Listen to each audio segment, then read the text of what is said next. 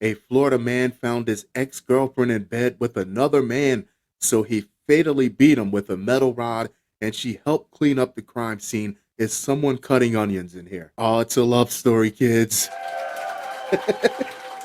They were never done. They just needed to find a special way to reconnect with each other. A love triangle turned deadly in Florida when a man was beaten to death and his body tossed in a dumpster. Now, the man accused of killing him has been found guilty. On May 1st, Eric Robinson, 51, was convicted of second-degree murder in the gruesome death of Nicholis Wilcox, 39, in October 2017. Is it really a love triangle if the person is over you and you're not together anymore? Or is it just a straight line and you're just in the way?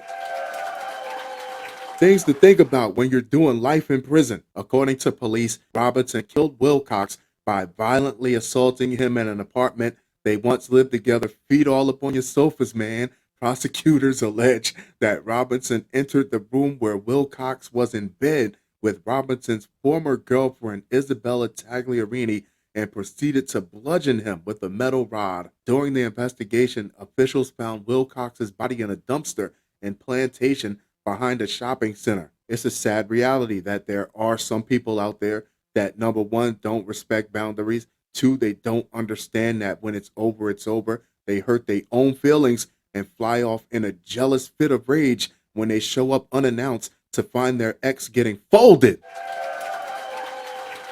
in the bed they once shared together. Tagliarini helped Robinson clean up the murder scene, dispose of the body, and dump the bloody mattress into a separate dumpster not far from the apartment, police said. He fumbled a keeper.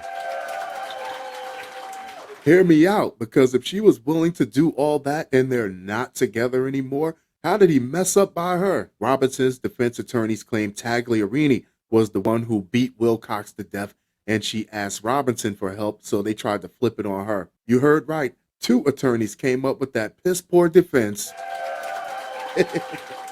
First off, she would have no motive, and second, if they studied the body, and we all know they did, they could tell from the severity of the blows if it was a man or a woman who did the striking. Tagliarini testified in Robinson's case for the prosecution, and she already pleaded guilty to accessory to murder and faces up to 5 years in prison. She is to be sentenced at a later date, officials said. And honestly, there is really nothing stopping her from saying that this guy threatened to kill her too if she didn't help him hide the body. Robinson's initial trial was declared a mistrial by the presiding judge, who ruled that his prior instances of domestic violence should not have been brought up during the proceedings.